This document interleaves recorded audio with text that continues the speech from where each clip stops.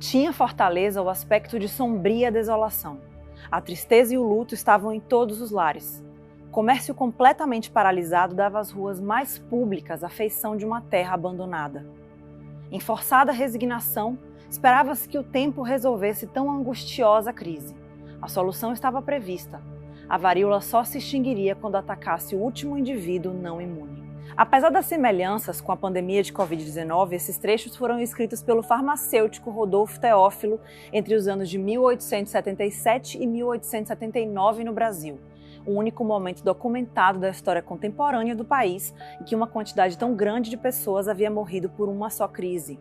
Foram cerca de 500 mil mortos naqueles 3 anos. Eu sou Camila Costa, da BBC News Brasil em Londres, e vou contar a história da chamada Grande Seca, um evento global que afetou o Nordeste brasileiro durante o Império, mas depois foi quase esquecido no país, apesar de ter cobrado tantas vidas. Locais como a Índia, o Nordeste da China, o Sul da África e o Mediterrâneo foram, assim como o Brasil, duramente afetados por aquele fenômeno, que mudou o clima principalmente no Hemisfério Sul.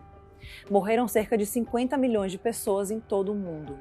E hoje o mundo está mais perto de entender o que ceifou tantas vidas há mais de um século. Recentemente, cientistas que investigam a Grande Seca revelaram que o que aconteceu ali foi uma combinação de pelo menos 4 eventos recordes. Um dos piores é o Ninho, de que se tem notícia, a redução das temperaturas do Oceano Pacífico tropical, o aquecimento das águas do Atlântico Norte e uma oscilação de temperaturas no Oceano Índico, que afetou a temporada de monções. E tudo isso, pelo que se sabe até agora, aconteceu ao acaso. Na época, final do século XIX, ainda não ocorria o que hoje chamamos de aquecimento global. Só que os pesquisadores também acreditam que a seca não foi a única responsável por tantas mortes. Ou seja, não dá para botar tudo na conta de imprevisíveis fenômenos naturais. A seca recebeu uma certa ajuda de crises econômicas e más decisões dos governos nos lugares mais atingidos. Foi o que aconteceu no Brasil, mais precisamente no Nordeste. No começo de 1877, praticamente não choveu na região. O único registro histórico da estiagem foi feito na Estação Meteorológica de Fortaleza, no Ceará, que também foi a província mais afetada e acabou sendo o epicentro da tragédia. Sem ter como se manter, os moradores dos sertões começaram a se deslocar para as capitais, alguns de trem e outros a pé mesmo, em viagens de semanas. No caminho, eles comiam o que encontravam, tentando sobreviver. Raízes, cactos, carne de cachorro, de répteis e de abutres. Alguns morriam depois de ingerir vegetais venenosos, segundo os relatos da época. Na capital do Império, Rio de Janeiro, começavam a chegar os relatos do que estava acontecendo nas províncias do Norte, como eram conhecidas na época. Mas a maior parte dos políticos achava que havia um certo exagero e que as chuvas voltariam logo. Não voltaram. Os retirantes vindos do interior eram aglomerados em assentamentos criados para impedir que entrassem nas cidades maiores, como Fortaleza. Ali, eles viviam em palhoças, com péssimas condições de higiene, e recebiam porções de comida que muitas vezes já chegava estragada. Esses locais continuaram sendo usados durante os períodos de seca nas décadas seguintes. Eram chamados de abarracamentos, mas depois passaram a ser chamados de campos de concentração pelo próprio governo. Enquanto os deputados e senadores das províncias do Norte brigavam no Rio para conseguir auxílio financeiro, os governos locais brigavam entre si para saber quem se responsabilizaria pelos migrantes que se movimentavam pelo sertão em busca de alimento e ajuda. Um dos historiadores que nós entrevistamos descreveu a situação como uma crise de refugiados. Na época, políticos intelectuais defendiam que era necessário pedir que as famílias, mesmo famintas e já frágeis, trabalhassem em obras para que pudessem receber auxílio em dinheiro. Muitos chegaram a morrer pelo esforço. Para sensibilizar a alta sociedade das províncias do Sul, que poderia fazer doações, fotos dos retirantes eram feitas dentro de um estúdio em Fortaleza e vendidas como postais acompanhadas de poemas sobre a fome. Essa era a primeira vez que as vítimas de uma seca eram registradas em fotografias no Brasil. Foi aí que chegou a varíola. A doença, na verdade, já tinha aparecido em surtos menores na região que foram contidos. Já existia, inclusive, vacina contra o vírus. Mas o governo nunca tinha feito uma campanha de vacinação. E a população também resistia a ser imunizada. Os mortos por varíola nos abarracamentos na Paraíba acenderam um alarme de que a doença estava de volta. E o vírus encontrou ali as condições para se proliferar. Uma população debilitada pela fome, aglomerada e sem anticorpos. Os registros da época mostram que a doença seguiu o caminho das vítimas pelo Nordeste. Em Fortaleza, encontrou os assentamentos com famílias aglomeradas e famintas que já somavam mais de 100 mil pessoas.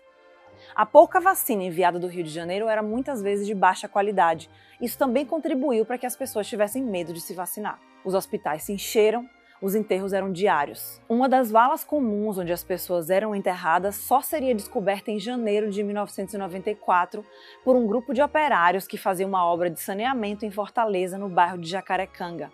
Havia ali ossadas de pelo menos 15 corpos. Outras ainda estão por serem encontradas. Segundo os relatos do farmacêutico Rodolfo Teófilo, que eu citei no começo desse vídeo, a população teve que se contentar em esperar que os números de novas infecções e mortes caíssem naturalmente. Isso só aconteceu em 1879. Como vocês podem imaginar, os registros de mortos na época eram dispersos e nem sempre confiáveis. Pesquisadores brasileiros e estrangeiros que investigaram esse tema a fundo estimam que pelo menos 500 mil de pessoas tenham morrido.